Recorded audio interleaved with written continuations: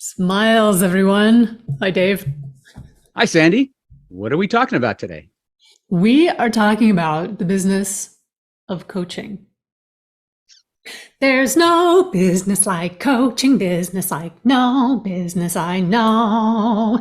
Everything about it is appealing. Well, okay, not everything. Nice hat, by the way. Yeah, For those listening, Dave has a little top hat. He's joining in. I will not I be can only dance, not I sing. will not be singing at the top of every show, I promise. But we are going to be talking about the business of coaching. And yeah, not all of it is appealing, like the song said. But I think some of it is necessary. Some of it's necessary to figure out if you want to have a good, solid coaching business. So we're going to talk about what to do if you're a brand new coach. What's the bare minimum you should do? What you should set up in terms of the back end of your business. We're going to talk about what not to do and some things to consider if you've never owned your own business before, and lots more. So let's get started. So, Dave, if someone is a brand new coach and wanting to create their own business, what are the essentials that you think need to be considered here? Yeah, I think there's a bunch of questions that tend to be floating around that you might want to get answered first before you dive into starting a business. Some of them just questions, some of them are considerations, Are and you maybe talking even. about are you talking about like before even becoming a coach, or just like thinking about the business side, or maybe both? Well, here we're kind of talking about starting the business side of things. So All maybe we right. can focus on, yeah, maybe you've decided to become a coach, but then now how do you take it forward into kind of doing something with it Yeah, okay. and hopefully making money? That's the point. Point of life. No, it's That not. is the point, to make some money doing this. Yeah. Well, at least we'll talk about making money here as a business today. Yeah. So go ahead. What are those questions and considerations for a new coach when starting out? Yeah. So some of the things that might be important to think about is, are you an entrepreneur? Um, some of the things that are that make you potentially conditions that can potentially make you a good entrepreneur are things like, well, are you single? Do you have a family? How much money do you need to support yourself? Do you have a house that you have to pay mortgage on? Do you have mouths to feed beyond your own? So really thinking about your lifestyle and what you need to support it can really be a big part of whether you should go it alone or not. Are you up to the challenge of entrepreneurship? Because everything that is done for you in a big corporation, you have to do all that yourself. Things like Hmm. accounting, taxes, marketing, things that are not as fun as coaching usually, That's but you still have to yeah. do them. Yeah, you totally That's still have not the to do it. fun part. That's not the fun part. And I suppose you could always hire out for Yes. people to do this. I mean, if you have the means. I mean, I'll talk about my path, my story later on. Um, didn't have the means, don't have a spouse. So it's like, yeah, these things are important to consider for sure. Yep. And also thinking about even just adaptability, risk, all that kind of stuff. Really, how uh, are you able to weather those things? Are you risk averse? Are you able to kind of just take everything that comes? You'll have a lot of failures or things go moving slower than you want, and you got to be able to kind of work through them and be resilient and keep going. Yeah, I was going to say Yeah, resilience. That word is coming up for me. Resilience, definitely a strength to have as a new coach, for yeah, sure. resilience, bouncing back from those things that are holding you back, but then persistence to just say, I still believe in myself. I still believe in this coaching business, and I just want to keep pushing forward no matter what, even though things are getting hard. So you just gotta keep going. How do you handle those setbacks? Can you adapt to all the different situations? Right now, we look outside and the economy doesn't look so good, but does Looks that? terrible from where I'm sitting. Oh, yeah, totally. Yeah. Looking out the window. Me too. Look. Oh my God. Shut those windows. Economy, yeah. Blinds, burp. Yeah, Yep. yeah. We don't Uh, want to look at that, but it's an important consideration for Feeling sure. much better after closing the blinds. Yeah. So, yeah. How adaptable are you to all these things that are going on that seem to kind of take away from it? And sometimes we look at this world and, we think it's one way, but in actuality it's another. In coaching world, we may call that distortions, but, some of the things I've seen, I know, is like, do you think you're going to instantly live a life of free of, bowing to a boss you don't ever want to like? Do you think you'll get $1 million just kind of drop into your lap within a year or within a couple months?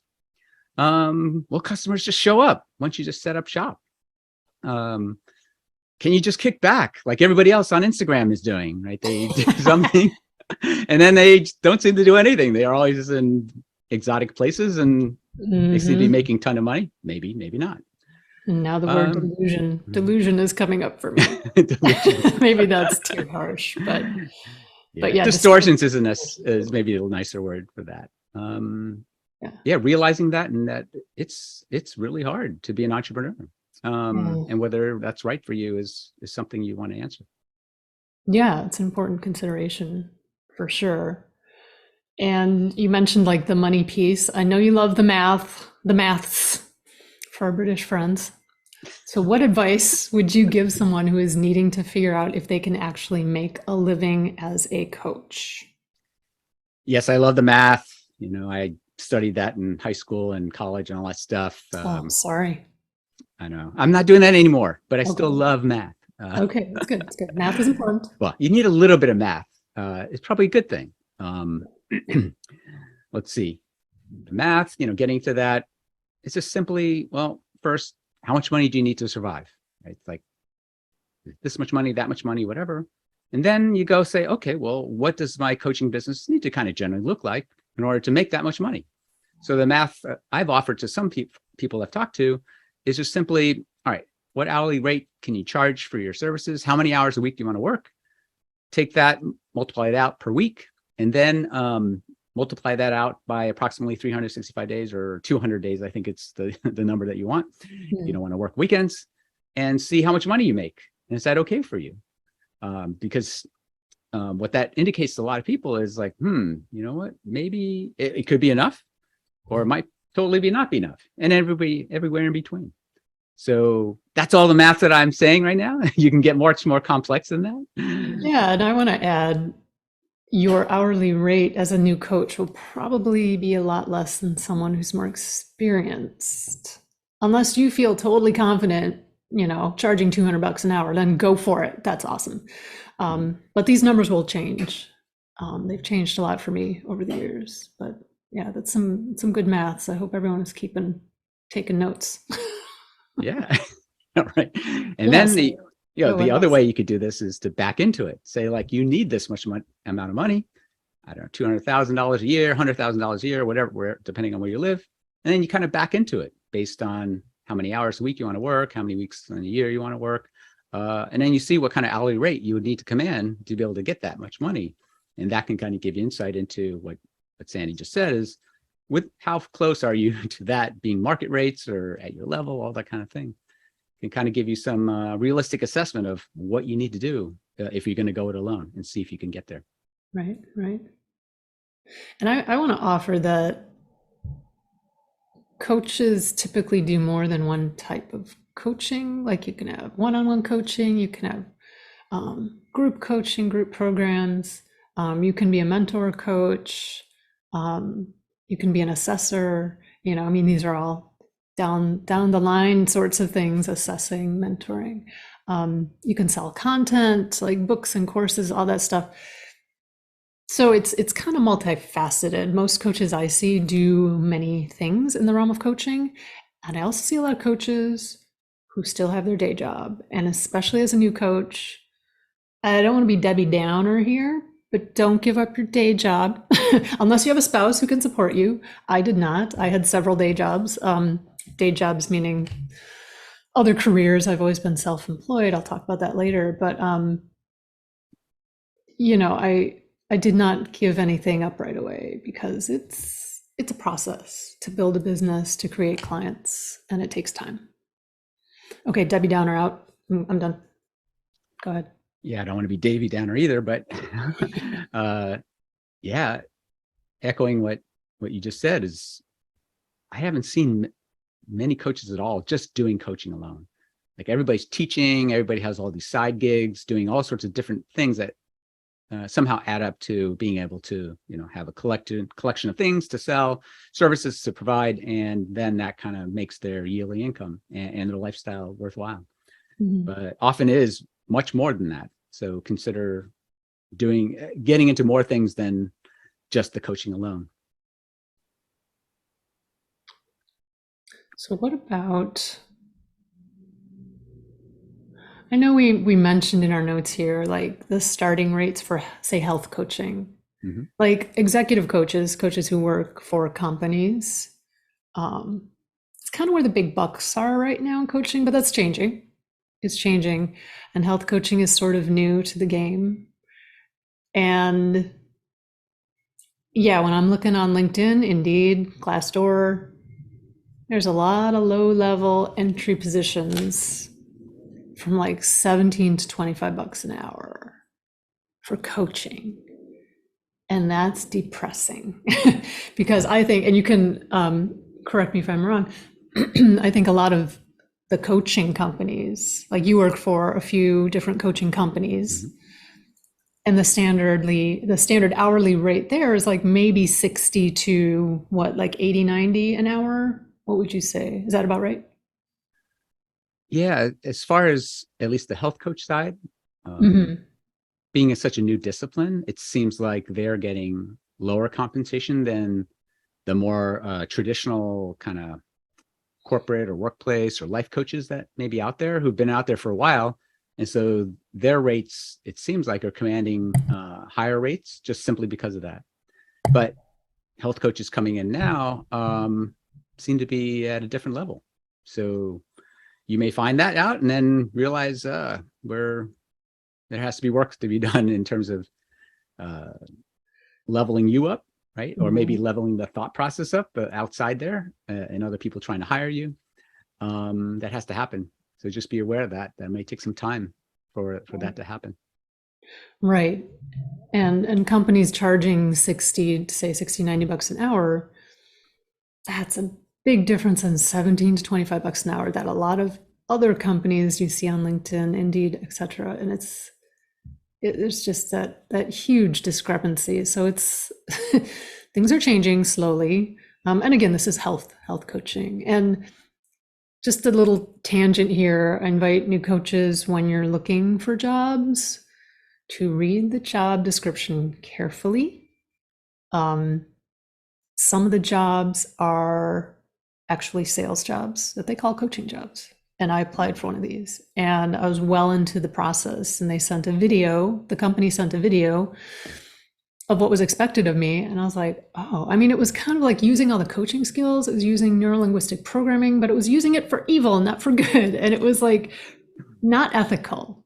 So I decided not to move forward with that job because it was more of a sales position. And the closer I look at job descriptions, there's a lot of that out there. So be very careful when looking at those job descriptions. Yep. That actually might be a really good thing to talk about in a future session, which is kind of the makeup of businesses that we've seen out there and the offers and all the different ways that's coming up. Mm-hmm. Yeah. Mental note taken. Yeah, go ahead. For sure. Yeah, this is all starting out, right? $60, $90. But as you said, Sandy, if you can make it in the business in certain industries, right, you can get up to like $1,000 an hour coaching C-level people. I know. Wow. What are C-level? Can you explain C-level people? What does that mean? Yeah. Chief executive officer, chief operating officer. Like the uppity ups. Yeah. COO, CEO. Yeah. Okay. Chief marketing officer, all those kind of things. Mm-hmm. Yeah. If you're coaching a big CEO at some public company, you could get a lot more money than you would be just coaching us normal people out here. Some Joe on the street. Us lowly people. Yeah. No. Yes. Yeah. So, could be something you want to shoot for. Maybe that's something you want, and maybe it's not. But just to keep that in mind, that we've seen those kind of rates, at least up to $200, $300 an hour. If you're just coaching like a director level, vice president level, that's kind of at least where the money seems to be right now. If you care about money in the corporations. Yeah. Yeah. Executive side. Yeah. Mhm. Is there anything else that a new coach would want to consider or figure out when considering the business side of things? Well, let's see. Something we hadn't really touched on yet is, well, we kind of touched on it in terms of talking about whether you're an entrepreneur or not, but I think that part is really key, really looking inside yourself and saying, are you really an entrepreneur? Is it right for you? And I think a lot of courses may have kind of placed a certain perception that you, in order to build a business, you need to become an entrepreneur. And I like to just put forth that there are many different ways, and we're talking about a lot of them here today, that you could consider, and that maybe you don't need to step into that level of uncomfortableness and risk that an entrepreneur brings to you. It's a lot of fun, it's satisfying, and all this kind of stuff. There's a lot of great reasons to do it, but maybe it's not for you. So, yeah, you're gonna say? Yeah, can I just say the word entrepreneur seems to be a new word that's been tossed around lately. And I consider myself self-employed. Mm. I mean, okay, yes, sure, I'm an entrepreneur, but I'm self-employed. That's like, that feels better for me for whatever reason. Language is interesting and important, but for me, it's like I'm self-employed, and that just seems more kind of earthy and hardworking than entrepreneur.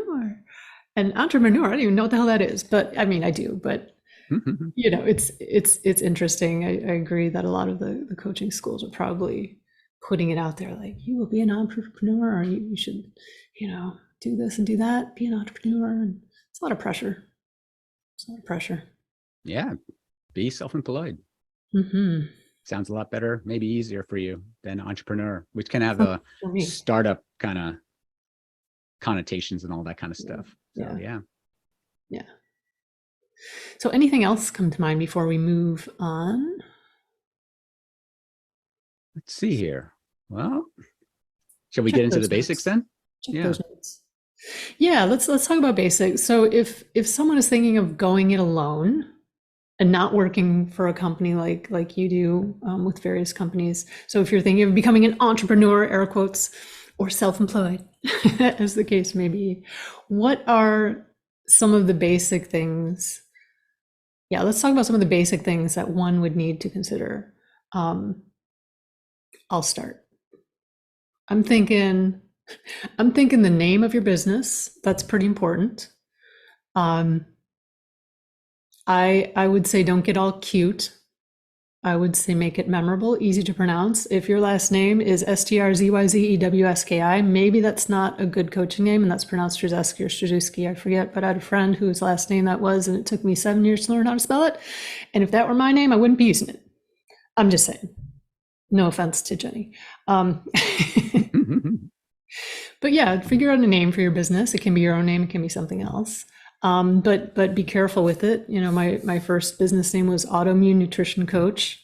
I've mentioned that before. It makes me sound like a nutritionist. I'm not a nutritionist. I'm a coach, and it gives off a different vibe than what I wanted to give off and what I'm giving off now. So I have Swanson Coaching, very different.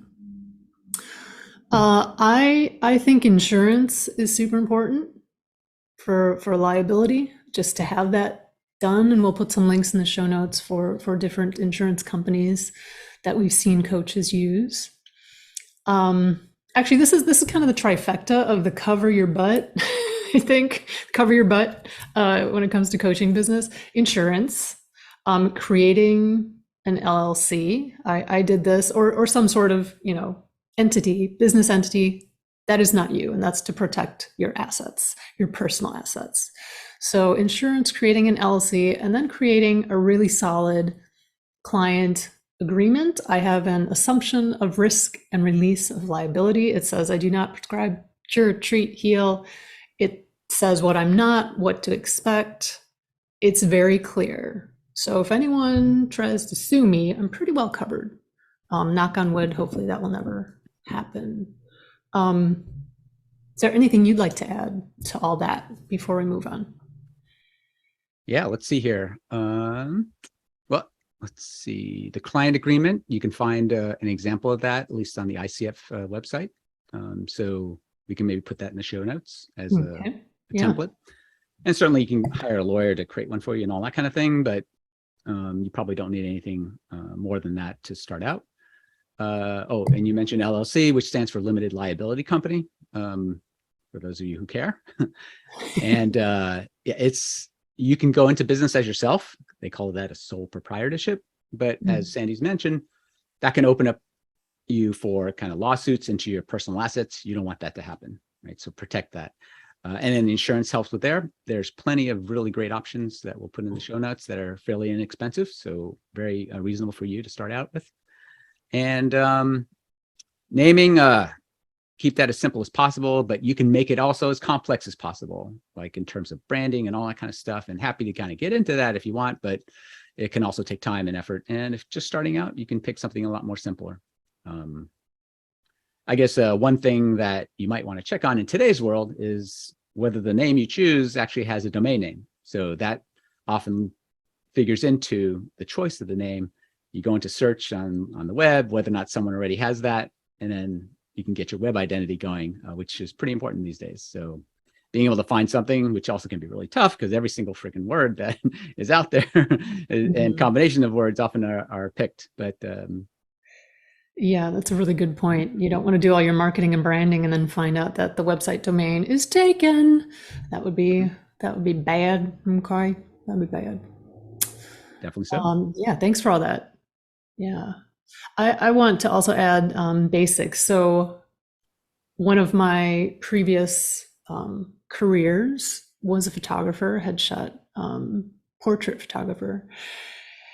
And so this is near and dear to my heart, but if you're going to have your face on your marketing materials, get a professional headshot, please. Please, I'm begging you. And I mean, by professional, I even mean just not a selfie and crappy lighting. Even if you have a friend take it, just make sure there's nice lighting, not a distracting background. Keep it simple in the wardrobe. I mean, this might be a whole nother episode. I'm happy to talk about it. I'll stop there. But if your face is going to be part of your marketing materials, get a professional headshot. And then the other thing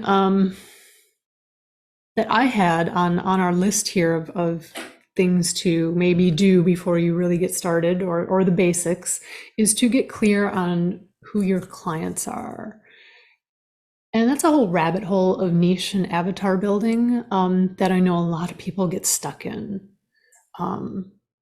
I'm still, well, I don't know. I feel pretty good about mine now. Like mine was pretty big at first. It was like people with autoimmune disease, and now it's like mostly women with autoimmune disease who have a spiritual side, who want to go deeper into the emotional, mental, spiritual side of healing.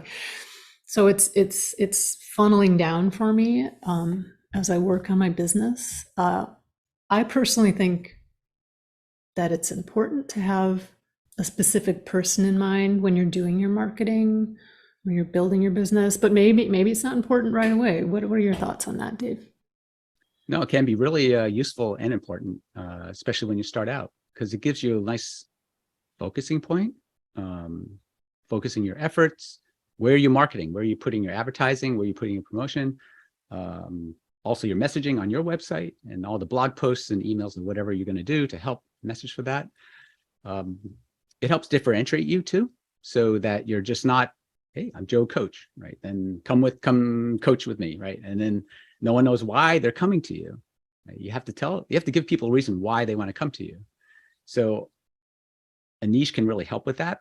You can create a persona, right? This image of a person, write a story about them. There's a whole bunch of ways that if you dive into the marketing books that help you kind of define that. And then once you can keep that picture and that description of that person up whenever you're writing documents. So there's a lot of great things that you can do with it that can help focus you and hopefully get you the right clients.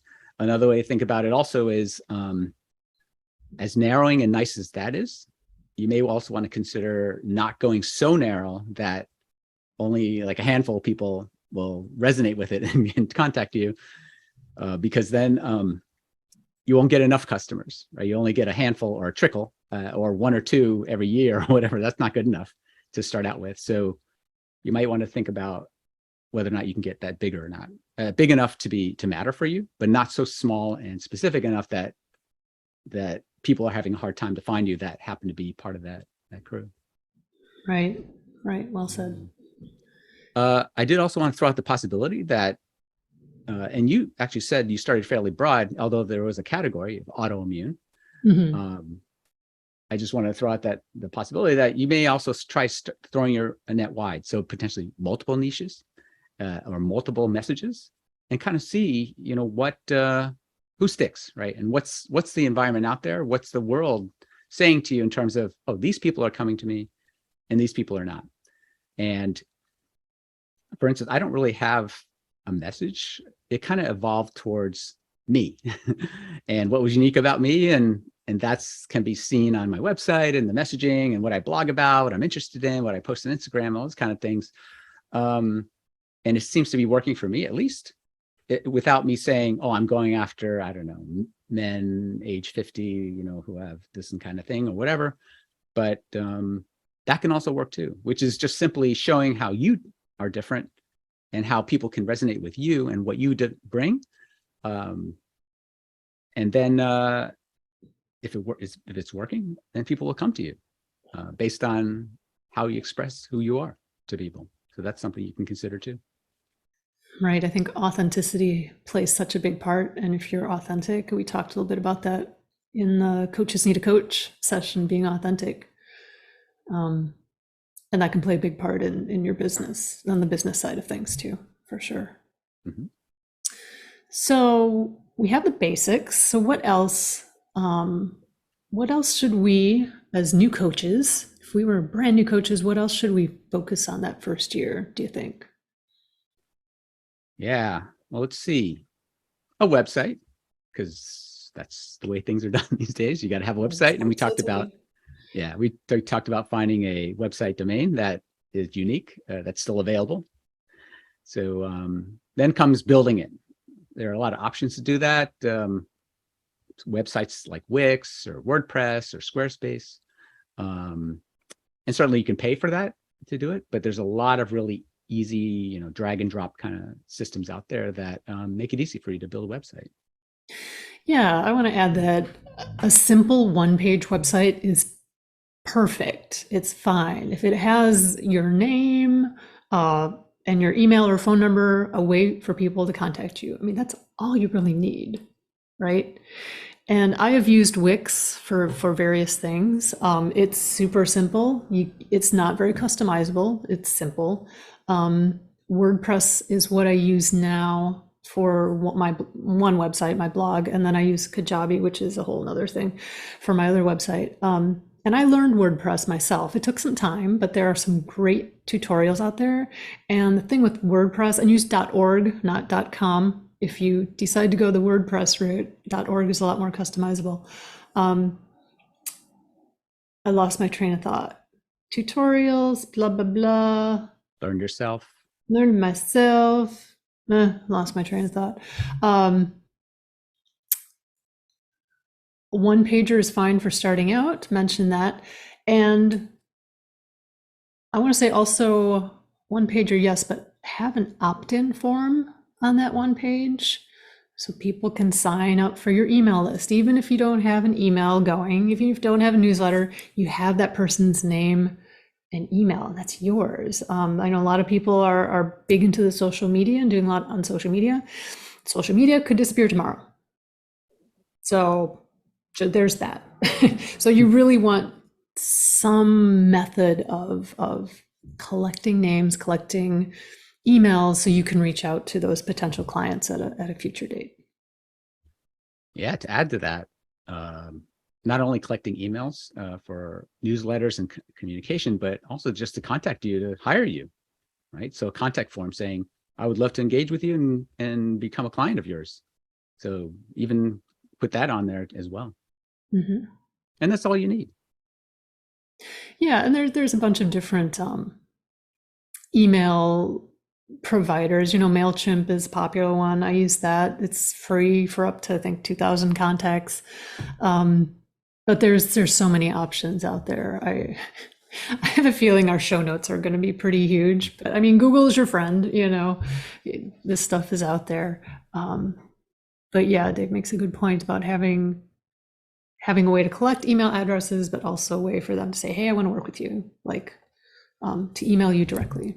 Yeah. Yeah. I wouldn't put your email address out there because then the spam bots will get hold of that. And then all of a sudden you'll get way too much spam than you ever want. Good So point. put a contact form out there, let people fill that out and get to you that way. Good point. Yeah. Right. So what else? What else to focus on that first year? Yeah. So we talked a little about this in the naming part, kind of alluded to the brand identity. So that can be the visual part, which is like the logo or your name, just your name. Anything is fine. You don't have to make that complex, at least not out at the beginning. But really, the brand, you can also extend that to your voice, right? It's like, what are people feeling and seeing when they come to your website, when they hear your message, right? What do you want them to take away from that? How do you want them to resonate with you, right? That's all part of that. And that can lead into what you blog about, what you're interested in, how you say, what services you provide, and the coaching, the way you do it. Yeah, it could be all those things wrapped up. The way you took a picture of yourself too. That could be a really big one too. Are you with your shirt off and flexing muscles, which I've seen some people do because they want to attract those kind of clients? That's fine. Or is it something, I don't know, more sensitive, more kind of earthy with plants and flowers? Yeah, whatever mood you want to create, those are really important considerations to have. Are you asleep on the couch because you work with people with chronic fatigue syndrome? There you go. No, I'm just kidding. Pick the right stock photo for that. I'm Yeah. not asleep on the couch in my press photos. Good points. All I just want to offer that I've seen people get stuck in creating a logo and like they post like which logo is best. I don't know, and they spend weeks like trying to figure out a logo and they hire people, spend a lot of money, and it's like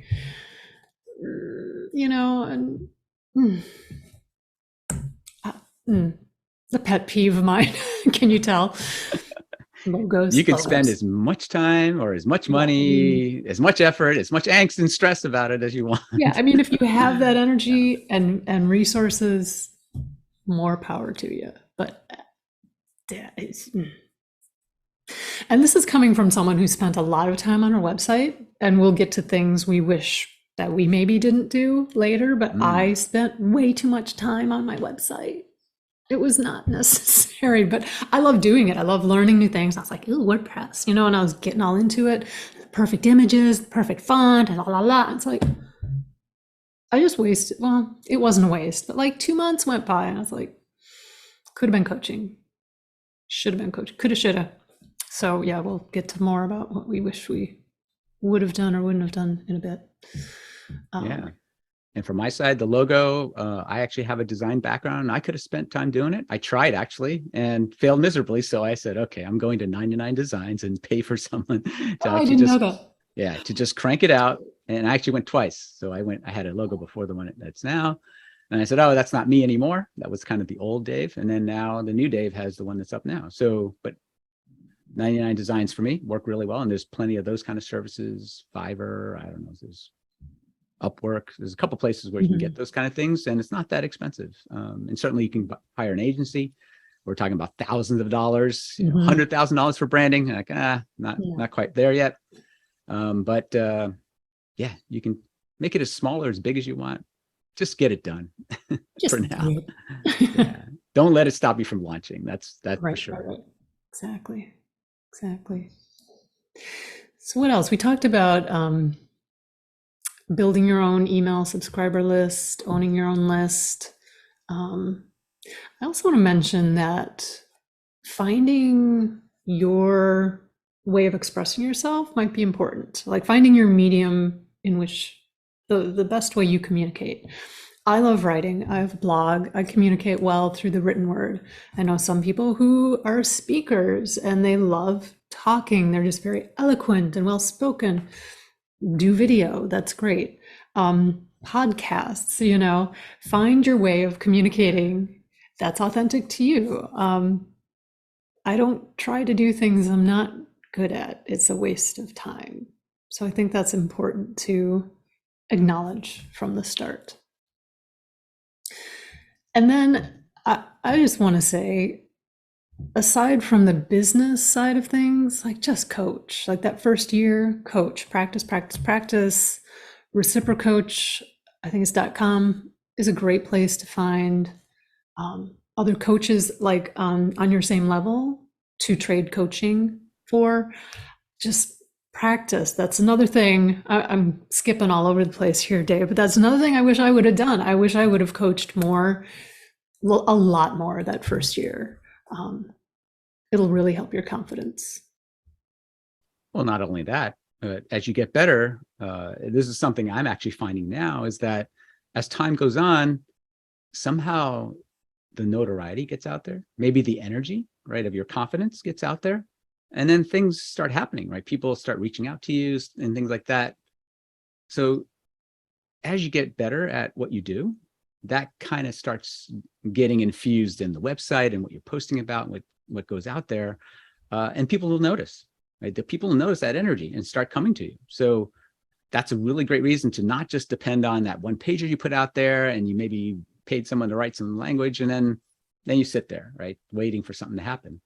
But I can tell you right now, after coaching as much as I have over this last year or so, right, things are happening organically that are beyond like me orchestrating the next TikTok video or those kind of things. But I don't do TikTok, so there. But I'm not saying it's bad, but not for me. As Sandy was talking about before, not really for me. But yeah, it's just get better at what you do, and it'll show, and it'll show in the energy and attract the right people to you. Yeah, good point. And social media, again, it could go away tomorrow. And I know a lot of people who spend a lot of time, and maybe they have help. Maybe they can afford to hire a social media guru to help them edit together all those videos, all that content. I mean, it takes a lot of time. And for me, it's a distraction, even now, well out of my first year of coaching, but it's too much. I am on Facebook. I know Facebook well. It's easy for me. I have a large audience there, so that's what I focus on.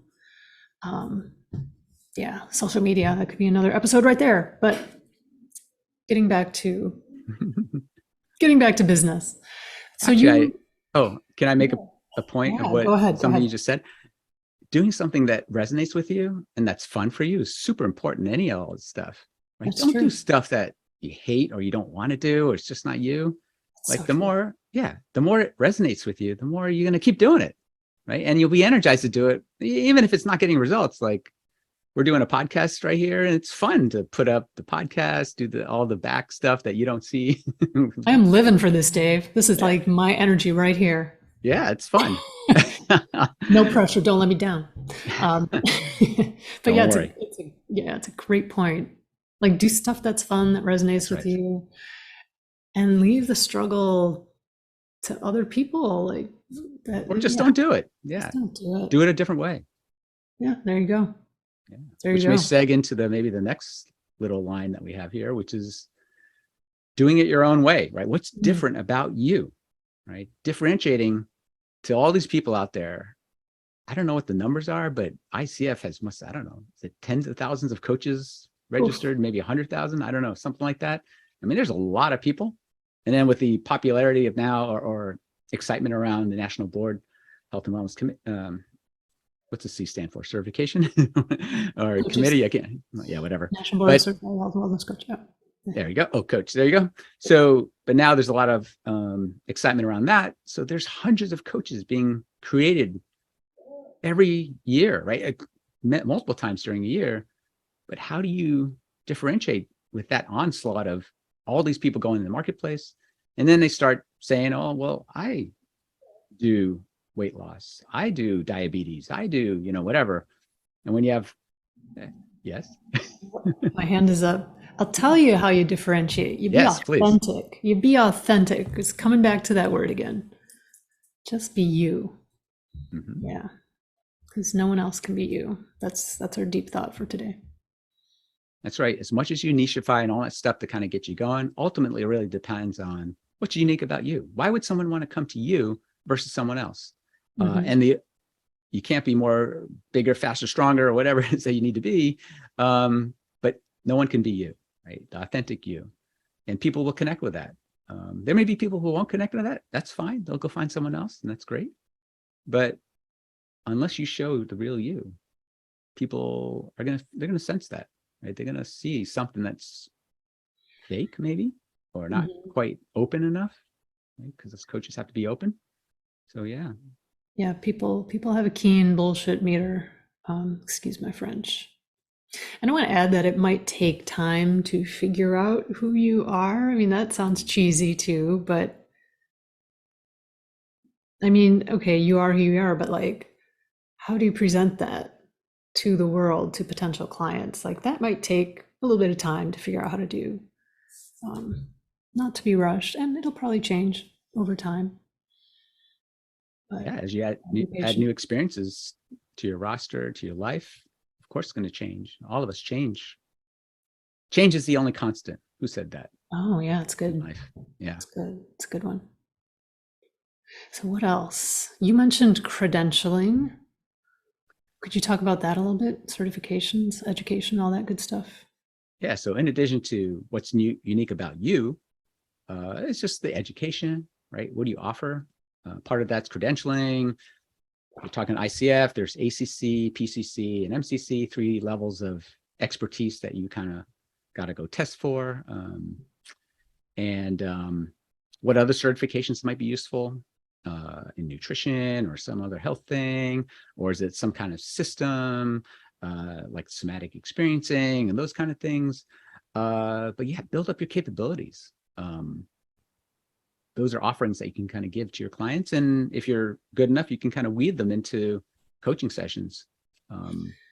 Yeah, 2 things are coming up for me. One is don't hide behind your next certification or your course. Get out there and coach. Hmm. Um, yeah, it's I mean, we're all in coaching because we love learning, and it's easy to just take the next course and take the next, whatever, and forget about actually coaching. So get out there and coach.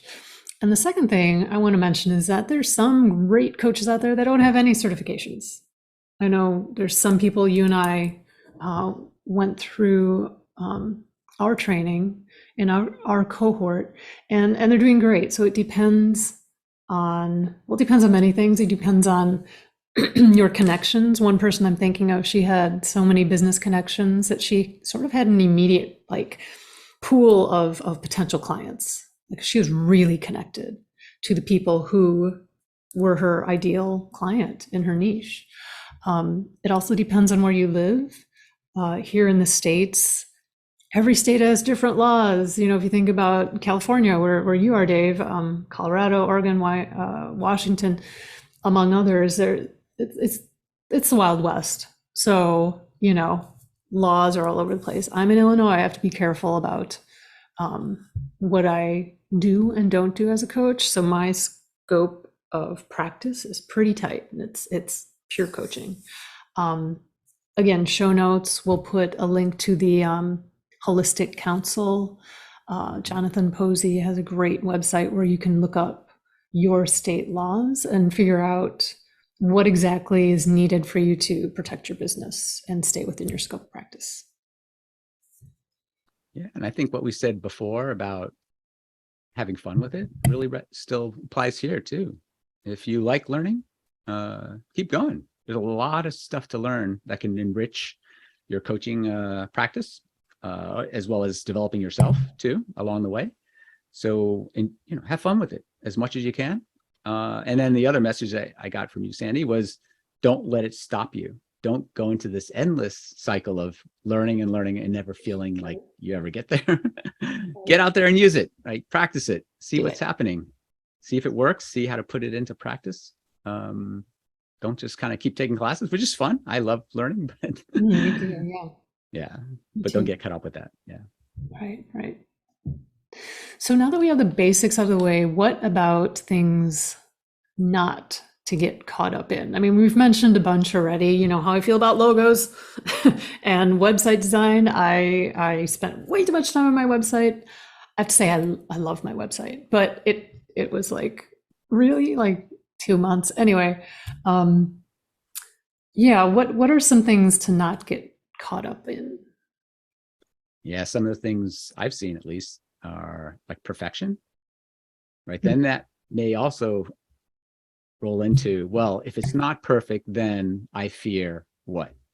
That someone will judge me, will criticize me.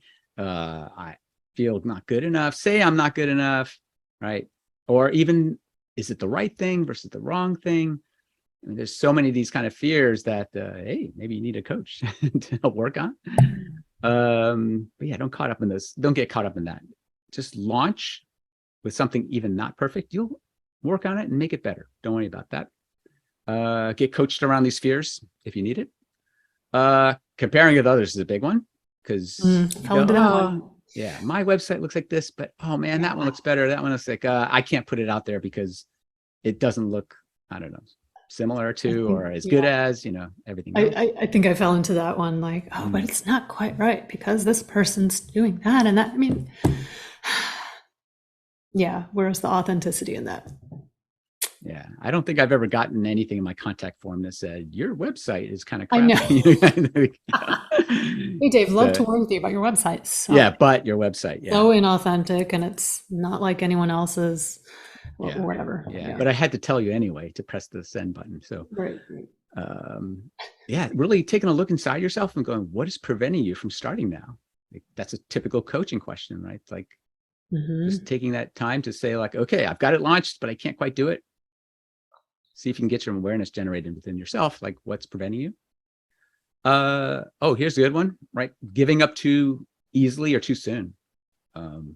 Oftentimes we have this expectation that once we put it out there, aren't a million people going to show up and I'm going to get deluged by customers and I don't know what I'm going to do with it. It's like, well, unfortunately, in this day and age, with so many websites and Google and all that kind of stuff, putting up so many people's services and websites and all that kind of thing, it's really hard to get noticed, right? In today's world.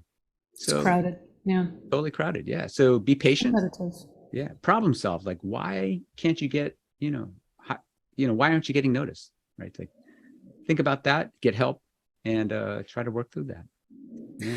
Yeah, I think that also goes back to what you said earlier about being resilient. Very good strength to have as a coach, as a new coach when you're first starting out, because there might not be a lot of clients at first. So yeah, if you give up too soon, it's like, did you really give it enough time? Did you really give it a chance? So having resilience is super important. I want to mention passive action versus massive action, and I forget who came up with this. But this idea like passive action is building your website, doing a logo, taking a course, and massive action is coaching. Like, so how much passive action and massive action are you doing? Are you just behind the scenes? Or are you doing it as well? I mean, you're a coach, like you're doing all this to actually coach people. So how much is actually coaching? And that kind of goes along with like hiding behind creating a website, a logo, taking more courses. I just said all of that. Yeah, passive action. We mentioned social media. This might be a whole nother episode. What else is coming up for you? Yeah, we kind of talked about getting caught up when nobody's signing up. How come everybody hasn't beat a path to my door? It's really slow being an entrepreneur. And given the amount of competition that's out there for attention, it can take a long time if you're just kind of sitting out there with the website and waiting for something to happen. But don't get caught up in that. Don't let that stop you. That's part of the resilient message. And I know we're going to get into the mistakes that you and I have made over the years getting to at least this point. But it's a sprint. It's not a sprint. It's a long slog, and just enjoy it. There's a lot of great things to learn about it. And it's a lot of fun being there, but it's going to take some time. Have patience. Patience. Yeah. What else should be avoided, Sandy? What do you think? Should we talk about what worked for us now and what didn't? Yeah. Or Yeah, what let's worked? talk about what worked for us. So when I first started, I got the domain name, and along with that, you need a host for your website. So I got my website set up, and like I said before, I use WordPress. I also use Kajabi, which is a whole nother thing. I signed up with MailChimp, which is free. WordPress is free. Domain name, the host, it's a couple bucks, but you do need to think about spending a few bucks on the front end just to get started. I did the cover your ass triangle of forming an LLC, getting insurance, having my client agreement, assumption of risk and release of liability form. Those three things. I am on Facebook a lot, so I set up a page there. Like I said before, I haven't focused on other social media platforms, but I'm visible on Facebook. That's enough for me. It was enough for me then, it's enough for me now. I also took on all the clients. And this was interesting because I took on a lot of clients that maybe weren't coachable, maybe weren't ready for coaching, maybe weren't, they had no idea what coaching was. It was tough. But it was a learning experience, and I was coaching, I was practicing. So I'm much more picky now. I turn away a lot. Well, not a lot.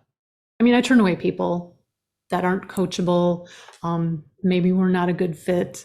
When you're coaching everyone, you really, I mean, I don't know about you, but I would shift my whole being to like sort of match that person, even if we didn't have good chemistry. And that it felt wonky. It was practice, but it felt wonky. So I don't do the wonky anymore. But that first year it was good. It was good for me. What else? I created a blog that first year, and I created a blog with really good SEO, search engine optimization. And in WordPress, they have these neat little tools that will tell you what's good and what's bad. It's all free. So I utilize that. I still do. And people find me through my website. The internet works, people. It's like they search for certain terms. I have those words and terms in my blog posts, and hey, my name comes up. How cool is that? So I was really careful about my writing and making sure it had good SEO. I mentioned earlier that I came through coaching from being self-employed already. So I already had an LLC for my photography business. I mean, it's like 4 different careers going on here. But that first year I was still doing everything. I was taking pictures here in my home studio. I'm a musician. I was going out and playing gigs, and I was building my business and coaching. Now, the only thing I do aside from coaching is one music gig, one time a year. It's a big gig. I love it. I hope to never give it up. But my main focus now is on coaching. But don't give up your day job if that income is important. What else? Yeah, I mean that's a starter for me. What about you? What worked for you in that first year? Well, let's see here. By the time I hit coaching, I had a bit of entrepreneurial experience from the past. I was still in my day job that was kind of on the way out anyway. I kind of knew it wasn't right for me. So there was that support. But I also I had been blogging for years. I had been blogging since 2006, maybe something like that. So I know it's a long time, but having built that up, that meant that in my case, I just happened to have that SEO juice, as they call it, SEO juice, to drive traffic to my site from that. And so there's probably over 1,000 blog posts I've made over the years. And I don't like looking at back that stuff that you have to start somewhere and you start writing, just get out there and start writing. But you don't have to ever read that again. I don't want to read that stuff again, but I like the stuff right now much better. So yeah, staying right, just being okay with that, starting out, being okay with failure, being really patient, because I took the slow route. I didn't say, oh, I needed to go that because I had my day job. And this was first a previous kind of business too. It was more personal training and that kind of thing, which I don't do anymore. but it kind of morphed very easily and smoothly into kind of life coaching, health coaching, all that kind of thing. So I kind of leveraged that SEO and the blog posts that were there. And it also served to show people who I was versus some other person that might be a personal trainer who became a health coach. And so, and it's great to get that feedback from clients. They go, oh, I went to your blog and I read about this. I really love that you did this and that. And I go, oh, okay, that's cool.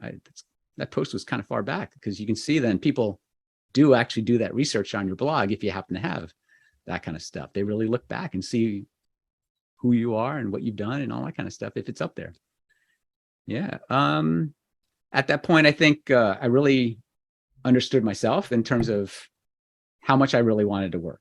Right? I have family and I got other interests and stuff like that. So really trying to set those boundaries to say, I only want to work this much and in this way.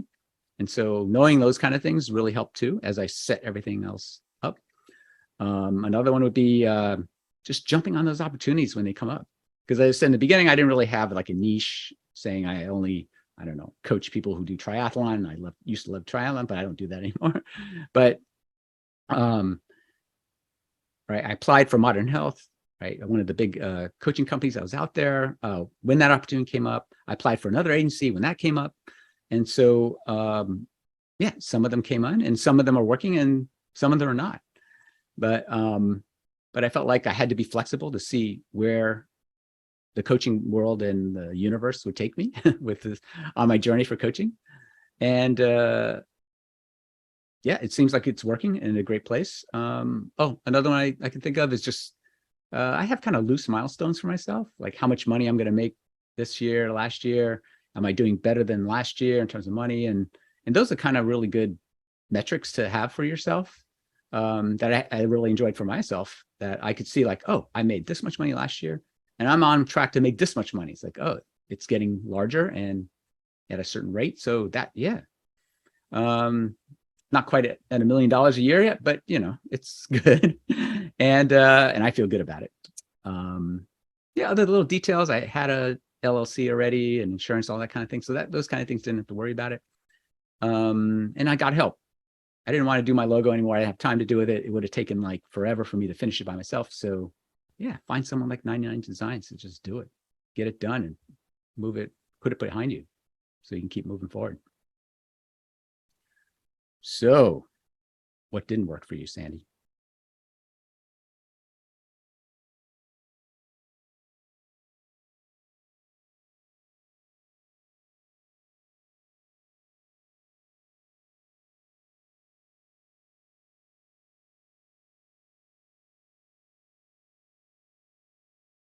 Hey, Sandy, can we do a sound check? I am lost your I'm audio. so sorry. I There was you go. muted. Can you hear me now? I'm talking to dead air. Can we cut that out? Oh my God, I'm so embarrassed. You're whispering so low. I couldn't hear you. I turned off my microphone so I could clear my throat. Didn't turn it back on. No So, problem. okay, so what didn't work for us? Starting over. So I already mentioned website, spending too much time on the website. And I think I mentioned some other things earlier too that I'm not remembering right now. But going back to niche and avatar, I didn't really know who my ideal client was. I mean, autoimmune disease is pretty broad category. But I do think this takes time to figure out. I'm much more dialed in now. So that was, that was a little like taking on all the clients and not really being able to coach them because it wasn't quite right. I also was not as patient as I could have been. It's interesting. I feel like I'm so patient now, like almost to the point of like being too relaxed. But at the time, it's like I wanted to do courses and workshops and I wanted to build things and like offer things. And it's like I wasn't even feeling confident about my coaching. I was so worried about like the money and getting money and creating offers to bring in money. But it's like, I wish I would have coached more. I coached a lot that first year, but I wish I would have coached more and just gotten my confidence up. What about you? Yeah, some things that come to mind are on my journey to find clients. I tried the personal training route. I was coaching people in a gym, and also was doing swim coaching. I tried some of those people, and nobody signed up. I worked with the guy who owned it, and yeah, nobody really cared about it. They were there to work out, which is fine. So I quickly pivoted, and I tried my triathlon club. Nothing there either. They were more probably, I would say, there for social reasons, which is fine. And we could talk more about that, those kind of things in terms of gym and training, those kind of things. But I also tried straight nutrition coaching because I had been in a nutrition coaching course, and that really wasn't that lucrative either. So I went past that. I still have a lot of interest in functional medicine. I'm a big fan of it. I reached out to a clinic who the person that I knew there was really excited to say, "Oh, Dave, you should help us out." But then I tried to reach out to the owner and the person doing the operations, and they couldn't quite figure out how to fit in like a full-time health coach on their staff. I was like, something's telling me here I should be doing something different. But yeah, it also, clinches for me, at least in the short term, right? I shouldn't do that, or the personal training, or hang out in gyms, those kind of things. But that, took a long time to figure out that these things didn't work and that I shouldn't be focusing my time there. I made a lot of coaching mistakes. I think prior to achieving my my ACC at ICF, and that was fine. I did coach a lot. I tried. I thought it was a great experience. I don't think they may have had a great experience during that process, but I'm glad they stayed with me, at least to go through those sessions. But I learned a lot. I learned a lot about what kind of clients I like, how to tell when somebody isn't coachable, all these kind of little details that only experience brings you, right? You just got to be in front of those people and to learn and to know. Also, how will you be presented? How do you show up with respect to these clients too? And how do they react to that when you do? So yeah, just coaching and making those mistakes. But you got to do that. How else are you going to learn? I learned a really great acronym to fail. You want to hear it? Yeah, go ahead.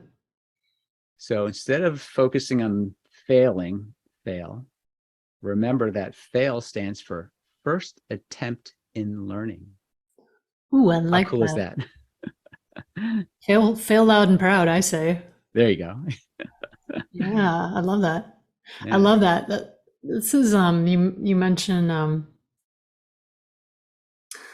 yeah, just talking about coaching and things we wished we would have done, and that's my number one thing. Like I mentioned this before, I wish I'd coached a lot more that first year, and I wish I were more patient. Yeah. Is there anything you wished you would have done? Yeah, actually, this is probably less business-like, but it was just, I wish I'd done more research in becoming what it took to become a coach. I Hmm. just thought it was, I learned a bunch of stuff out of a book, and then poof, you're a coach. Yeah. And I think I was still in that mode of information moves people. So if I had more information, then people should change their habits, change their lives, transform their entire being just from my wise words, right? Boy, was that cold water splashed on my head. Yeah. Well, mine uh, too. Yeah. yeah, Yeah. but then also realizing what inside me was preventing all that from happening, and that was a big eye opener. I think oftentimes we're very arrogant about ourselves and that we're perfect beings and that there's nothing wrong with me. Why would I need to change? Or how could there be anything wrong with me? And lo and behold, there was tons wrong with me. And I shouldn't say wrong with me. I should say tons that could be changed into something different that would serve me better in the present tense Yeah. of the future, right? There you So, go. but it took a lot of internal work and everything to get there. Yeah. Mhm. So, and then you do that, and then you layer the business stuff on top of it, right? It's like, how do you integrate those two together, right? That's the big puzzle that I wish I'd solved earlier, or maybe it was a different person. I don't know. Some people show up to coaching class, as you might have noticed, right? They somehow are able to do inquiry. They're able to kind of be open, and you're like, how did they do that so quickly? Right. Yeah. Yeah, I think I'm with you there. I came to coaching not really knowing a lot about it. And the cold water came down. Now I'm awake. That's right. The bucket of But ice hit. well, yeah, as we're wrapping up, where might a new coach find help to start their business in that first year? What would some good resources be? And again, we'll put a bunch of links in the show notes. But what are your thoughts? Yeah, there's tons of help if you really want to get some help. There's business coaches out there to help you coach yourself to coach you to become a good business owner. There's specific ones like in marketing for coaches that can help you there. There are these mastermind groups. They can band together with others with like-minded goals, so you can kind of all work together, which is kind of nice. All of them have free up webinars, so I encourage you to really sign up for a lot of them and see what they're all about, see if they're right for you. You can also follow them on social media and see if their voice resonates with you. Yeah, I want to say I still to this day I sign up for all the free webinars, and there's a lot of people I don't resonate with. And keep in mind, business and marketing coaches are two different things. Marketing is like a whole thing, and there are a lot of coaches who are also marketing coaches, and it costs $10,000, $14,000, $20,000 to work with them. Too much for a new coach, I think. That's my thoughts. If you have the resources and you can pay for it, you can want to try them out. Well, go that's to true. it. If you have the resources, go for it. But just watch out. A lot of them say they'll deliver stuff, and they may actually not. On the other hand, if you think about it, it's not up to them to deliver something. It's up to you to actually go and do it. That's right. That's right. It goes back to massive action. You got to do it. Or any action at all. So, yeah. Yeah, and there's a lot of great books out there, coaching books, marketing books, business books, courses. Again, you'll have the free webinar leading into the course. We already talked about website builders, logos and design builders. I'll put a lot of links in the show notes for this one. And I would like to close by quoting this this paragraph. I copied it from Facebook. I don't know who said it. Again, I don't know my sources. I'm a terrible journalist. But this is a quote. Please consider hiring a coach to help you in your coaching practice. Someone you like and respect and who has had some success doing what you want to do. Someone who has walked the path before you. I have heard of too many coaches opting for and hiring online marketers who promise 10K a month or six figures or whatever, spending big money and not getting big results. They teach you about marketing rather than connecting and coaching. It is super tempting to believe in the hype and to want to take the shortcut to bigger paydays. But for most coaches who are in the business to help people, they do the work from the heart. They want to create clients in a way that feels good and is in alignment with who they are. Get to know who you are, learn how to listen, and how to connect with others. And I think that sums it up quite well. Yes, there are some things you want to consider when first starting up your business, but for that first year, practice coaching, connecting, creating clients. Love that. Yeah, I wish I knew who said it. I apologize for me stealing that. That's a good one. It's a good one. So is there anything else? This was a long one. Is there anything else we missed in terms of the coaching biz? I mean, we could go on forever. Yeah, I don't think so. As we always say, we'll leave some resources in the show notes. And should we say something that maybe this is part one of business building? What's part two? That's well, Sandy and I are just starting out, as many of you who might be listening right now. But maybe we can come back to this at some later date and see how all this stuff that we've been talking about has been going for the two of us. And that could be part two. When we're gazillionaires, is that what you mean? Gazillionaires, yeah. When we're marketing coaches with $20,000 courses. Absolutely. Marketing, such a slimy word.